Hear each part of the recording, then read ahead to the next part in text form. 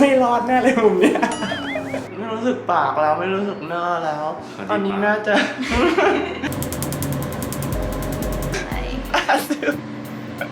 สวัสดีครับเพื่อนๆทุกคนกลับมาอีกครั้งกับพลิกหลังกล่องนะครับวิดีโอรีวิวผลิตภัณฑ์สกินแคร์จากมุมมองส่วนผสมวันนี้อิงมาพร้อมวิดีโอที่อิงใช้เวลาในการศึกษาก่อนถ่ายนะครับนานหลายเดือนเลยนั่นก็คือวิดีโอรีวิวเลเซอร์ดังในตลาดนะครับที่ใช้รักษารอยสิวฝ้ากระหลุมสิวแล้วก็ริ้วรอยนะครับเพราะว่าเอาจริงๆนะครับจากประสบการณ์ของอิงเองเนี่ยมันมีเลเซอร์ในตลาดให้เลือกเยอะมากเลยเพื่อนคนหนึ่งก็จะบอกว่าเอ้ยอันนี้ดีอีกคนนึงก็บอกว่าอันนี้ดีกว่าแล้วเวลาหาข้อมูลบนเว็บหรือว่าคลินิกต่างๆเนี่ยทุกที่ก็จะบอกว่าเลเซอร์ของเขาดีที่สุดนอกจากนี้เวลาเดินเข้าคลินิกเนี่ยก็มักจะโดนเซลล์ขายแรงนะครับทั้งหมดนี้เนี่ยทำให้เรา 1. ไม่ได้ข้อมูลที่เป็นกลางนะครับทำให้เราไม่รู้ว่าอะไรน่าเชื่อถือกันแน่และ 2. ไม่ได้เห็นภาพใหญ่นะครับว่าในตลาดเนี่ยมีตัวเลือกอะไรอยู่บ้างวันนี้เนี่ยอิงจะมาช่วยให้คุณเห็นภาพใหญ่นะครับโดยการชี้ว่าคุณควรมองหาอะไรในเลเซอร์บ้างและเปรียบเทียบเลเซอร์ดังในตลาดนะครับไปจนถึงแนะนำว่าเกณฑ์การเลือกคลินิกที่ดีเนี่ยควรมีอะไรบ้างนะครับถ้าพร้อมแล้วเนี่ยเราไปดูกันเลยดีกว่า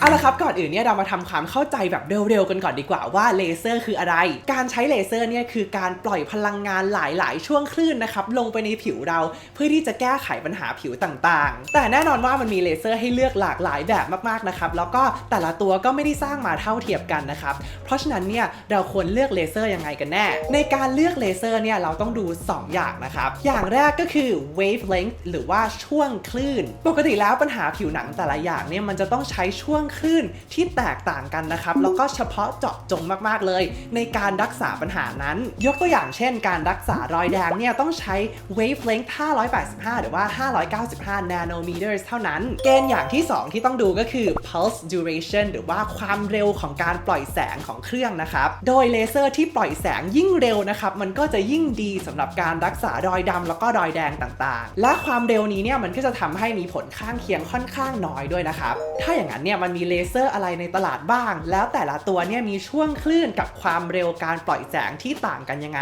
ตัวที่อิงจะได้ยินอยู่บ่อยๆนะครับก็จะมี IPL Nanosecond Q Switch ND-YAG นะครับแล้วก็กลุ่ม Picosecond Laser ถ้าอย่างนั้นเรามาเริ่มจากกลุ่ม IPL หรือว่า Intense Pulse Light กันก่อนดีกว่าตัว IPL เนี่ยเป็นเครื่องที่จะปล่อยแสงนะครับที่มีช่วงคลื่นกว้างมากๆเลยตั้งแต่400 nanometers ไปถึง 1,200 nanometers เลยนะครับแล้วก็จะปล่อยคลื่นทั้งหมดพร้อมๆกันเลยซึ่งก็จะแตกต่างจากเลเซอร์อื่นๆนะครับที่เขาจะเลือกใช้แสงทีละคลื่นนะครับเพื่อรักษาปัญหาทีละอย่างเพราะฉะนั้นข้อดีของ IPL ก็คือมันจะสามารถรักษาปัญหาผิวหนังได้เยอะมากๆเลยนะครับพร้อมๆกันเลยด้วยแต่ก็สามารถเกิดผลข้างเคียงได้ง่ายเหมือนกันนะครับเพราะว่ามันจะปล่อยพลังงานส่วนเกินที่เราไม่ต้องการออกมาด้วยอีกอย่างหนึ่งก็คือเราต้องอย่าลืมเกณฑ์ที่2ของเรานะครับนั่นก็คือความเร็วของการปล่อยแสงหรือว่า pulse duration ข้อเสียของ IPL เนี่ยก็คือมันปล่อยแสงได้ช้ามากๆเลยนะครับแปลว่ามันก็จะไม่ค่อยเห็นผลในการรักษาพวกรอยต่างๆเท่าไหร่แต่ว่ามันก็อาจจะเห็นผลดีบ้างในการกำจัดขนนะครับสรุปง่ายๆว่า IPL เนี่ยก็เหมือนการจับปลาโดยการโยนแหใหญ่ออกไปนะครับคุณอาจจะได้ปลาหลายแบบแต่ว่าอาจจะไม่ได้ปลาตัวที่ดีที่สุดเลเซอร์กลุ่มต่อไปนะครับก็คือ Nanosecond Q Switch ND-YAG นะครับชื่อยาวมากและตัวอย่างแบรนด์เนี่ยก็จะมีอย่างเช่น Spectra XT นะครับหรือว่า Revlite ช่วงคลื่นของเครื่องแบบ Nanosecond เนี่ยมันก็จะต่างกับตัว IPL นะครับตรงที่มันจะสามารถปล่อยแสงได้แค่ทีละช่วงคลื่นเท่านั้นเพื่อรักษาปัญหาผิวเฉพาะเจาะจงทีละอย่างเท่านั้นนะครับในส่วนของความเร็วของการปล่อยแสงนะครับหรือว่าตัว pulse duration ของมันเนี่ยมันก็จะปล่อยแสงได้ค่อนข้างเร็วนะครับเพราะว่าจะอยู่ในหน่วย nanosecond เลยเพราะฉะนั้นก็จะสามารถเห็นผลได้เร็วแล้วก็มีประสิทธิภาพมากกว่านะครับในการรักษาพวกรอยดำรอยแดงต่างๆแต่ก็ยังถือว่าไม่เร็วมากนะครับแล้วก็ยังเกิดผลข้างเคียงต่างๆอย่างเช่นความร้อนที่สะสมอยู่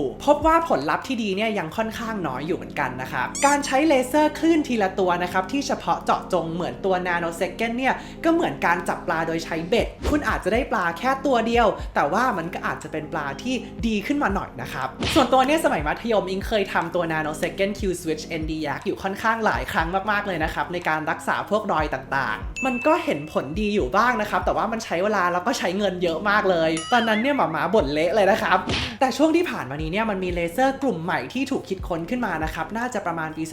2012 นั่นก็คือกลุ่ม picosecond laser นะครับในส่วนของความเร็วการปล่อยแสงหรือว่า pulse duration เนี่ยอย่างที่ชื่อมันบอกเลยนะครับมันปล่อยในหน่วย picosecond ซึ่งถือว่าเร็วมากๆเลยนะครับ1ต่อล้านวินาทีผลที่ได้เนี่ยก็คือเจ้าตัวเม็ดสีเมลานินหรือว่าตัวที่ทำให้เกิดรอยดำรอยแดงต่างๆบนผิวเราเนี่ยแตกตัวได้อย่างละเอียดมากๆเลยแล้วก็ทำให้มันเกิดความร้อนแล้วก็ผลข้างเคียงที่เราไม่ต้องการนะครับน้อยกว่าตัวนาโนเซคันด์ขายแรงมาก สรุปก็คืออิงคิดว่าถ้าเกิดคุณมีปัญหาฝ้ากระรอยดำรอยแดงต่างๆนะครับหรือว่าต้องการหน้าใสเนี่ยตัว picosecond นะครับถือว่าเป็น gold standard หรือว่าตัวเลือกที่ดีที่สุดในตลาดตอนนี้สำหรับอิงนะครับอีกสิ่งหนึ่งที่น่าสนใจเกี่ยวกับตัว picosecond เนี่ยก็คือมันไม่ได้ดีแค่ในด้านการรักษารอยดำรอยแดงเท่านั้นแต่ว่ามันสามารถปรับ texture ของผิวได้ด้วยนะครับคือต้องเล่าอย่างนี้นะครับว่าสมัยก่อนเนี่ยถ้าเกิดใครเกิดมาผิวไม่เนียนนะครับหรือว่ามีรูขุมขนกว้างจากกรรมพันธุ์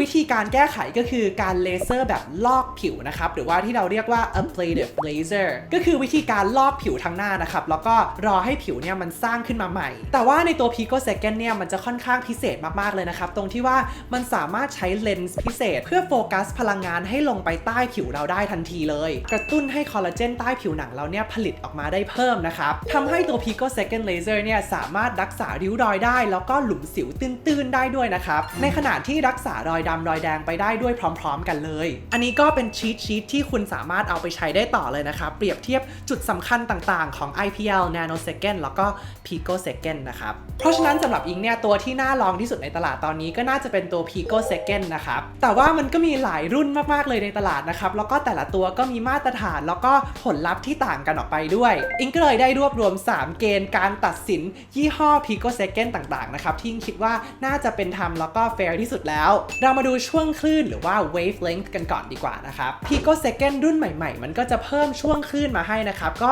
กลายเป็นว่าสามารถรักษาปัญหาผิวหนังได้หลายๆอย่างเลยตอนนี้กลายเป็นว่าเรามีเบ็ดหลายอันเลยนะครับซึ่งจับปลาได้หลายตัวพร้อมๆกันและเป็นปลาที่ดีทั้งหมดเลยด้วยตัว Pico Plus เนี่ยจะปล่อยได้4ช่วงคลื่นเลยนะครับซึ่งเยอะที่สุดเลยเกณฑ์ที่2ก็คือความเร็วของการปล่อยแสงหรือว่า pulse duration นะครับตัวเลขยิ่งน้อยก็แปลว่ายิ่งเร็วนะครับแล้วก็สลายเม็ดสีเมลานินได้ดีกว่าแล้วก็เกิดความร้อนน้อยกว่าด้วยอย่างที่เห็นเนี่ย Pico Way Discovery Pico แล้วก็ Pico Plus จะเป็นตัวที่มีความเร็วที่สุดนะครับเกณฑ์ที่3ก็คือ Peak Power หรือว่าความแรงนะครับยิ่งสูงก็ยิ่งดีนะครับเพราะว่าเราจะสามารถปรับค่าพลังงานต่างๆเพื่อที่จะรักษาปัญหาผิวแล้วก็มีข้อจำกัดที่น้อยกว่าตัว Discovery Pico กับ Pico Plus เนี่ยก็จะเสมอกันแล้วก็มีพลังงานที่สูงที่สุดถ้าเกิดเราสรุป3เกณฑ์นี้เนี่ยก็จะเห็นว่าตัว Pico Plus เนี่ยชนะในหมวดเยอะที่สุดเอาละครับตอนนี้เนี่ยเราก็น่าจะพอเห็นแล้วว่ามันมีเลเซอร์แบบไหนอยู่ในตลาดบ้างนะครับอิงคิดว่าพวกเราน่าจะพร้อมเข้าไปคลินิกแล้วก็ไฟท์กับพวกเซลล์ขายคอร์สเลเซอร์กันแล้วนะครับ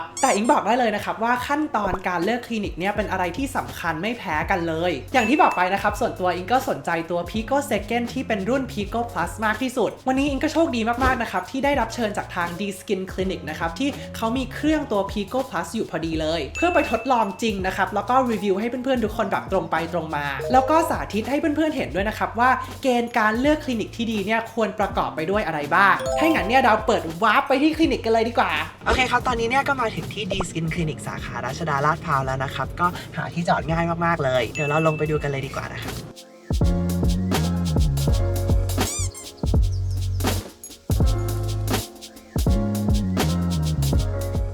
ก่อนอื่นเลยเนี่ยอิงขอเล่าก่อนนะครับว่าทำไมอิงถึงเชื่อใจนะครับแล้วก็ตอบรับคำรับเชิญของทาง D Skin Clinic ตอนที่เขาทักมาถ้าอย่างนั้นเนี่ยเรามาพูดถึงเกณฑ์แรกกันก่อนนะครับนั่นก็คือ qualifications ของคุณหมอทางคลินิกเนี่ยเขาก็ได้ส่งรายละเอียดมาให้อิงค่อนข้างครบมากๆเลยนะครับแล้วก็มั่นใจได้เลยว่าคุณหมอทุกคนที่นี่เนี่ยมี Masters of Science in Dermatology ทุกคนเลยและเชี่ยวชาญในการวินิจฉัยโรคผิวหนังมากซึ่งเป็นสิ่งที่สำคัญสุดๆเลยนะครับเพราะว่าก่อนที่เราจะทำการเลเซอร์ได้เนี่ยเราต้องวิเคราะห์แล้วก็วินิจฉัยปัญหาโรคผิวหนังของคนไข้ได้ก่อนซึ่งเดี๋ยวตอนนี้เนี่ยอิงจะขอเข้าไปตรวจผิวหนังกับคุณหมอก่อนเลยนะครับเพื่อดูว่าอิงจะสามารถทำตัวเลเซอร์ Pico Plus อย่างที่หวังไว้ได้หรือเปล่า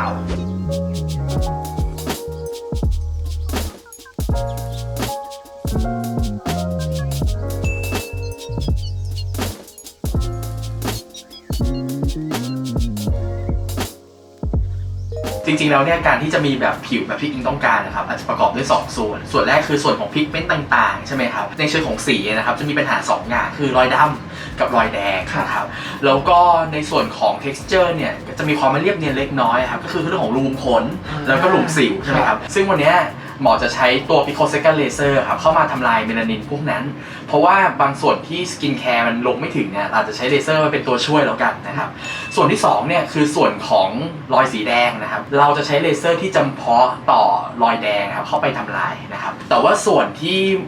อิงอาจจะไม่ได้กังวลมากก็คือเรื่องของรูขุมขนนะครับแล้วก็คือเรื่องของหลุมสิวนะครับแต่ว่าเนื่องจากอิงกังวลไม่เยอะไม่อยากมีดาวไทม์นานเนี่ยหมอคิดว่าเราใช้ Picosecond Laser เนี่ยแหละเพราะว่ามันจะแก้ในคนที่มีรูขุมขนมีหลุมสิวร่วมกับมีรอยดำรอยแดงเนี่ยแก้ไปได้พร้อมๆกันนะครับแต่ดูจากผิวอิงไม่ได้มีบิ๊กเนสที่แบบมันเยอะมากคิดว่าแป๊บเดียวก็น่าจะเริ่มช้าแล้วครับ อีกครึ่งชั่วโมงนะครับจะมาทดสอบในการดีดหน้า ดีดหน้า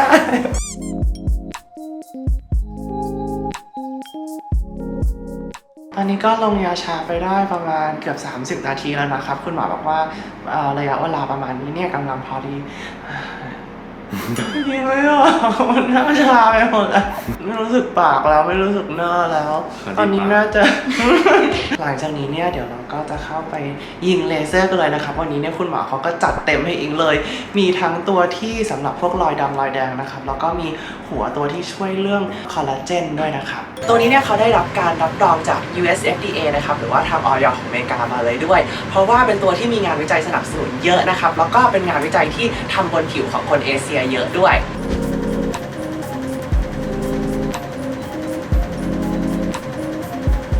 เดี๋ยวเราจะเปลี่ยนเป็นหัวที่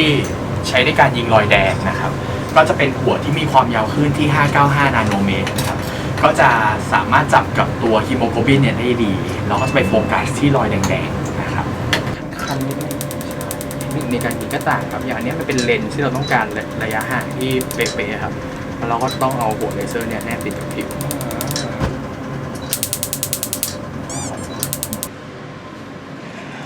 ซึมนี้นะเนี่ย เป็นยังไงบ้างครับความรู้สึก ซึม เรา